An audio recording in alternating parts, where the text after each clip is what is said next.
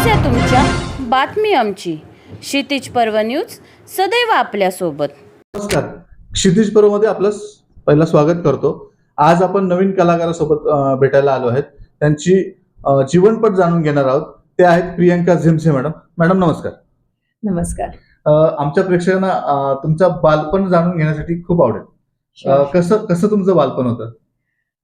माझं बालपण म्हणजे पेणची मूळची आहे. मी रायगड इथे वाढलेली आहे. माझं स्कूलिंग तिथे झालंय आणि कार्मेल कॉन्व्हेंट ह्या स्कूलमध्ये मी तिथे होती आणि खूप छान पद्धतीने सगळं स्कूलिंग झालं. आणि माझं जे काय म्हणतात कॉलेज असतं त्याच्यासाठी मी पनवेलला आली. पनवेलला मी महात्माला होती.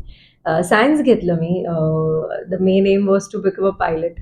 सो मॅथ्स घेतलं आणि मग विचार केला की बघू त्यात काय होतंय का.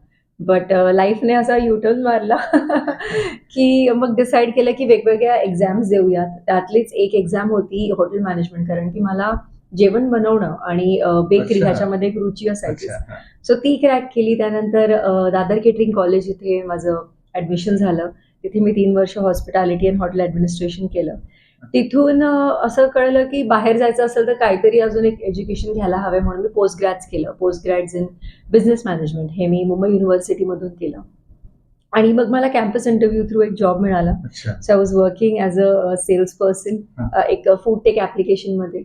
ते करता करता काही असं वाटत होतं की की स्कूल टाइम पासूनच अँकरिंग म्हणा किंवा नृत्य म्हणा, म्हणजे भरतनाट्यम म्हणा किंवा बॉलिवूड डान्सिंग म्हणा, ह्याच्यात पहिलेपासून एक आवड होती. आई वडिलांनी खूप प्रोत्साहन दिल्यामुळे ते नेहमीच असायचं. सो ते कुठेतरी मला वाटलं की कमी पडतंय. सो मग मी थोडासा एक सबॅटिकल ब्रेक घेतला आणि विचार केला की थोडं एक करिअर आपण थोडं आपल्या पॅशन टुवर्ड्स बघूयात. काय वाटतं, एक 9 to 5 वाटलं मला मी सोडीन, पण आता जे करते ते 12-12 तासाचं असतं, त्यामुळे 9 to 5 काय विशेष नव्हतं. तर तसं सगळं झालं. मग आईच्या मैत्रिणीने मला एक सजेशन दिलं की FTII एक छोटे छोटे कोर्सेस आणलेत की 2 महिन्याचे कोर्सेस, 1 महिन्याचे कोर्सेस, फिल्म मेकिंग म्हणा किंवा ऍक्टिंग म्हणा. तर मी फाउंडेशन इन ऍक्टिंग FTII आणि फिल्म डिव्हिजन बरोबर केलं. त्यानंतर पुढे फिल्म अप्रिसिएशन केलं पुण्यामध्ये त्यांच्या FTIIच्या कॅम्पसमध्ये. असं करता करता मग मिस रायगड महाराष्ट्र मध्ये पेजंटमध्ये मी उतरली. हे सगळं करता करता मग आज मी ऍक्टर बनले. ऍक्टर, त्यानंतर अँकर, आता को प्रोड्युसर, असं सगळं चाललंय. तुम्ही म्हणजे मराठी कन्व्हर्ट्स मध्ये होतात. लहानपणी मस्ती वगैरे आईने कधी मारलंय वगैरे?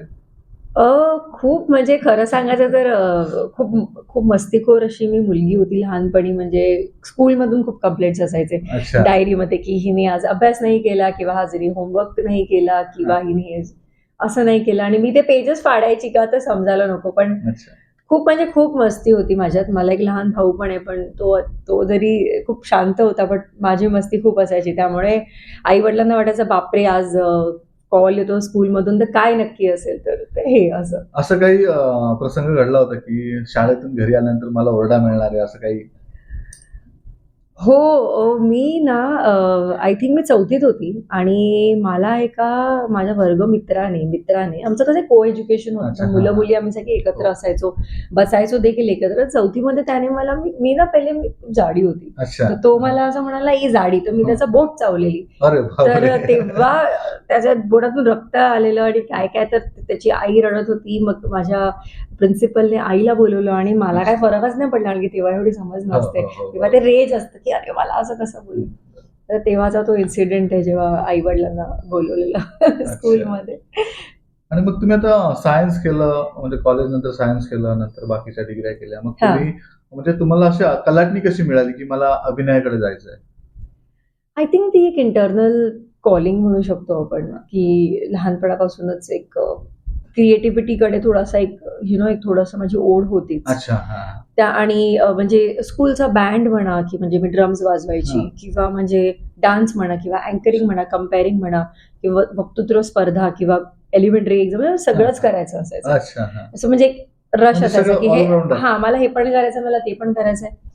तर मग म्हटलं की आपण एक थोडासा ब्रेक घेऊन त्याला थोडंसं एक इम्पॉर्टन्स देऊयात. आपल्याला स्वतःला काय पाहिजे मोर दॅन आपण ऍज अ करिअर काय निवडलं, आपण तिथे थोडंसं एक इम्पॉर्टन्स देऊयात आणि बघूयात की ह्याच्यातून काय होतंय. पण त्याच्यातून खूप फटाफटच खूप काय काय झालं. अच्छा. तर मग मराठी इंडस्ट्रीमध्ये मी सगळ्यात पहिले पाऊल टाकलं ते अच्छा. सोनी मराठीने. हो वा. त्याच्यानंतर मग हिंदी शोज आले मला, ट्रॅव्हल शोज, रियालिटी अच्छा. शोज. अच्छा. आणि मग तिथून हळूहळू मला बालाजीने पिकअप केलं. सो हिंदीची अच्छा, पण बालाजीमध्ये जर्नी. पण काम केलं हो तुम्ही हो, मी हिंदीमध्ये. 2 शोज 3 शोज केले अच्छा. त्यांच्याबरोबर हा, बालाजीमध्ये. हा. आणि मग हे सगळं सेटवरती काय अनुभव कसा?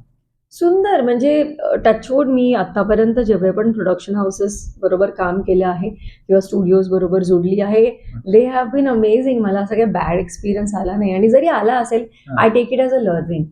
मी कन्स्ट्रक्टिव्ह फीडबॅक्स घेते की कुठे चुकले कुठे नाही किंवा कुठे काय. पण एक असतं की apart from just an actor माझं खूप असं ऑब्झर्वेशन असतं की ओके, कॅमेरामॅनचं काय चाललंय किंवा लाईट्स कशा पद्धतीने आहेत किंवा बाकी सगळी चाहूल जी चालू असते एडीजची किंवा डीओपीचं कम्युनिकेशन काय, तर त्याच्यात मला जास्त इंटरेस्ट आहे आणि कदाचित त्याच्यामुळेच मी आता ह्या वर्षी एक स्टेप पुढे घेते अपार्ट फ्रॉम ऍक्टिंग. आतापर्यंत किती प्रोजेक्ट केले तुम्ही तरी अंदाजे? बापरे, आतापर्यंत मी एक 30 प्रोजेक्ट तरी केले असेल. म्हणजे 30 प्रोजेक्ट इन्क्लुडिंग म्हणजे ऍड झाले, शॉर्ट फिल्म झालं किंवा सिरीज झालं किंवा काही म्हणजे ऍड कॅम्पेन झालं, काही प्रकारचं प्रोजेक्ट जर मी केले. 30 प्रोजेक्ट्स केले. आता काय पुढे नवीन? पुढे आता मी एक Amazonची सिरीज केली आहे हिंदी आणि आता एक शॉर्ट्स मी बनवले 7.5 मिनिटाची. त्याच्यामध्ये मी ऍक्टही केलंय आणि को प्रोड्यूसही करते. आणि गेल्या वर्षी माझी फिल्म मी राणी शॉर्ट फिल्म ही ऑस्करला क्वालिफाय झालेली. सो त्याच्यामुळे जे कनेक्शन्स बनलेत त्याच्यात त्यांच्याबरोबर मी काम करायचा प्रयत्न करायचा मला असं होते. आता मग तुम्ही नवीन प्रोजेक्ट किती केले, तसं किती करणार आता या वर्षी? नवीन प्रोजेक्ट तुमच्या लिस्ट मध्ये? हो, या वर्षी तरी माझे आता 4 पाईपलाईन मध्ये आहेत. आणि दुसरं म्हणजे अपार्ट फ्रॉम ऍक्टिंग आणि डान्सिंग, मी कॉर्पोरेट शोज आणि अवॉर्ड शोज ही होस्ट करते ॲज अन अँकर. सो ती सुद्धा माझ्या त्या ऍक्टिंगमुळे एक लाभलेलं एक आहेच, विच इज व्हेरी गुड. त्यामुळे त्याच्याने खूप छान वाटतं की वेगवेगळ्या लोकांना भेटणं उच्च दर्जाचे, त्यांचे त्यांची लाईफस्टाईल किंवा ते कसं जगतात त्यांचे थोडंसं त्याच्यातून घेणं. आता गेल्याच वर्षी मी आपल्या झी5 बरोबर ती इंडियातलं सगळ्यात मोठा रॅप इव्हेंट होस्ट केला झी5 बरोबर पुण्यामध्ये. सो संजू राठोड किंवा प्रीत, त्याच्यानंतर श्रेयस झालं, क्रिटिक्स झालं, ह्या सगळ्यांबरोबर मी त्यांचा एक शो होस्ट केला. जाता जाता नवीन कलाकारांसाठी काय संदेश द्याल? नवीन कलाकारांना हेच सांगेन की तुम्हाला जे वाटतं ते तुम्ही करा. एखाद्या प्रेशरमध्ये नका येऊ की हे केल्यावरच मला फेम मिळेल. फेमच्या मागे धावू नका, रॅदर दॅन तुम्हाला काय वाटतं करायचं ते करा. आणि आपण जर मराठी आहात तर पहिले मराठी भाषेला प्राधान्य द्या. ऑफकोर्स मीही तेच करते की कितीही हिंदीत काम केलं तरी माझी एक ओढ आहे मराठीसाठी. आणि शक्यतो थिएटर करा, थिएटर खूप इम्पॉर्टंट आहे.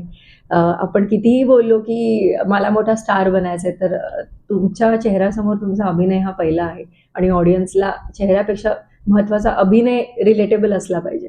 त्यामुळे माझं असं म्हणणं आहे की तुमच्या क्राफ्टवर काम करा, तुमची कपॅसिटी बघा किती आहे आणि त्याप्रमाणे तुम्ही स्वतःला एका ठिकाणी ठेवा. असे सिरियसली घ्या आपलं. तर ह्या होत्या सुप्रसिद्ध अभिनेत्री प्रियंका झेम्से यांच्यासोबत आपण त्यांचा जीवनपट जाणून घेतला. अशीच नवीन अभिनेत्री असतील, अभिनेते असतील यांना भेटण्यासाठी परत आपण नेक्स्ट वीकमध्ये भेटूया. तोपर्यंत आपला चॅनल सबस्क्राईब करायला विसरू नका. थँक्यू.